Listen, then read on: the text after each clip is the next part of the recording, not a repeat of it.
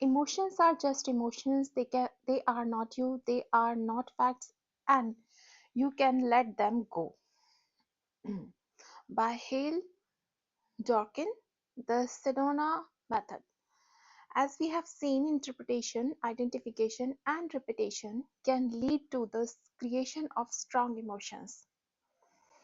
In these sections, we will see what you can do to start letting go of emotions that are not helping you achieve the life you want. Emotions are energy in motion. Emotions meaning in energy in motions.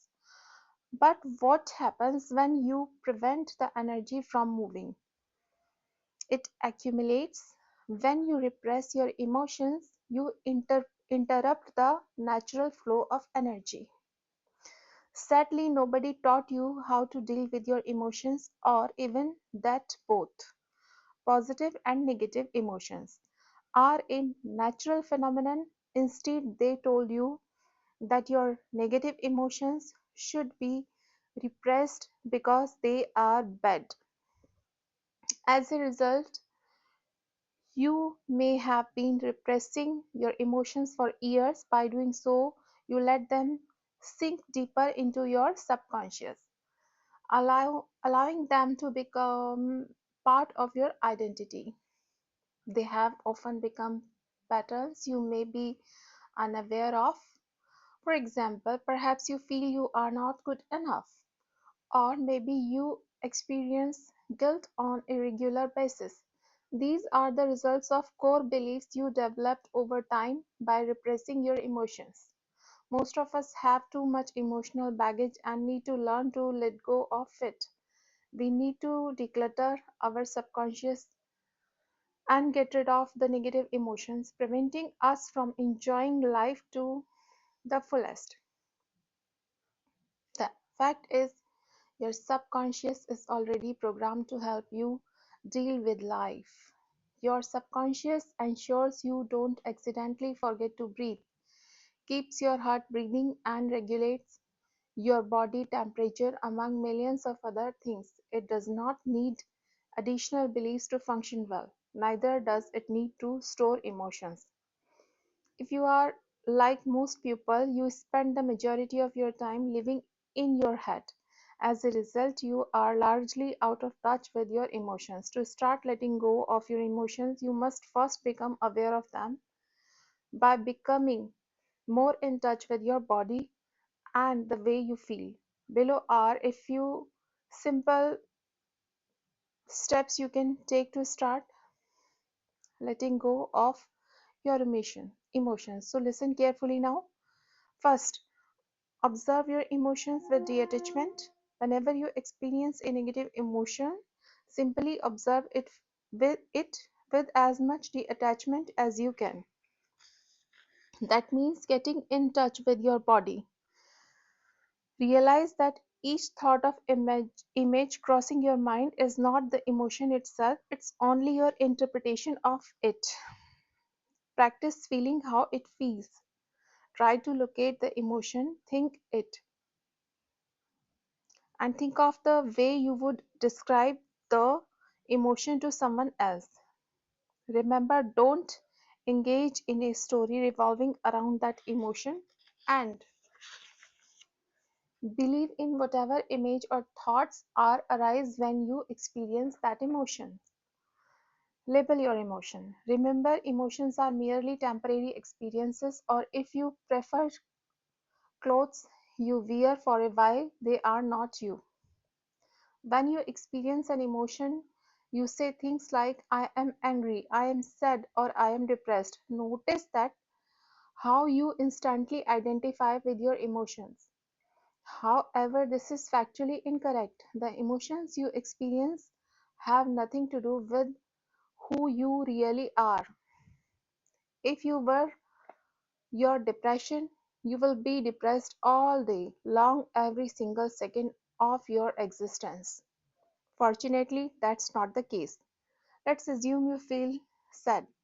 Rather than saying I'm sad, a more accurate way to describe the emotion would be I feel sad or I experience a feeling of sadness. Can you see how different it is from saying, I am sad? It gives you more space to distance yourself from your emotions.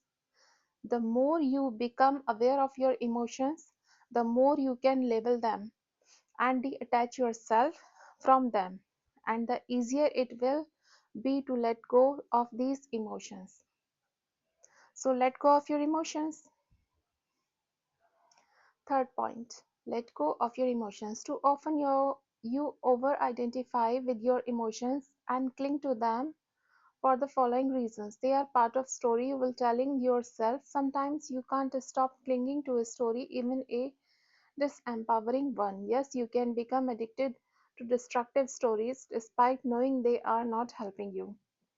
You believe the emotions you are and feel a strong need to identify with them. You may fall into the trap of believing you are you are your emotions. As a result, you identify heavily with them, which creates suffering. One real life experience: a regular felt that I was not good enough. As a result, I believed I should work harder. That belief led me to create lists of daily goals that were impossible to complete. Even when working from morning to night, I often fell short on my goals, which reinforced the belief that I was not good enough. By realizing this was just a story, I started letting go of this belief. After doing so, I noticed I was actually getting almost as much work done, but without the need to struggle and feel stressed out. I am still working on that issue, but I gained tremendous value from the process. The challenging part was to let go of the attachment to my story by letting go of the following: the belief that I am not good enough and must work harder, the pride I feel from working harder than most people, the victim mentality that comes from working hard while not getting the results I want, the idea I am somewhat special, the idea the world needs to be changed, and the need to control the outcome of my actions. As you can see, letting go of core emotions is not easy. They have become part of our identity and we often derive a twisted pleasure from them. We may even wonder who we will who we will be without them. So a five-step process to let go of emotions. In this here we will learn this. So three different ways to release your emotions as they arise. You can let go, let them go. When you experience negative emotions, you can consciously choose to release them rather than repressing them or clinging to them. Allow them to be here. You can allow them by acknowledging their existence without clinging to them, or you can welcome them. You can accept them and have a closer look at them to discover what the core of these emotions are. According to Hale Doskin, the first step in each case is to become aware of your emotions as they arise.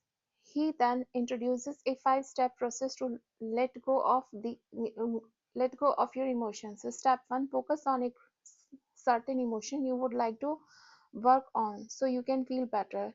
This does not need to be a big emotion. It could be something as simple as not feeling like working on a specific task or being mildly annoyed about something. Ask yourself one of the following questions: could I let this feeling go? Could I allow these emotions to be here? Could I welcome this feeling? Depending on which you want to go, release, allow, or welcome, answer the corresponding questions. Then ask yourself, would I would I let this feeling go? Would I allow this feeling to be here? Would I welcome this feeling? Answer yes or no to each question by being honest with yourself. Do you feel like you can let go, allow, welcome, or the emotions, even a no will help you let go of it. Your answer will be now. You let go of that emotion immediately. Step 5. Repeat this process as many times as necessary for that particular feeling to disappear. You may be tempted to brush off this technique as overly simplistic and ineffective. Don't do that. Try it for yourself. Remember that you are not your emotion, it's preciously. By practicing letting go of them, you will realize this universal truth. As you make a conscious choice to let go of your emotions, welcome them fully, or allow them to be, you will gain a whole new understanding of how emotions work and how to release them. Okay, so I hope it will help you a lot. God bless you. And if my reading is making any change in your life, so it will be a blessed feeling. Thank you very much, Ritu Kaushal.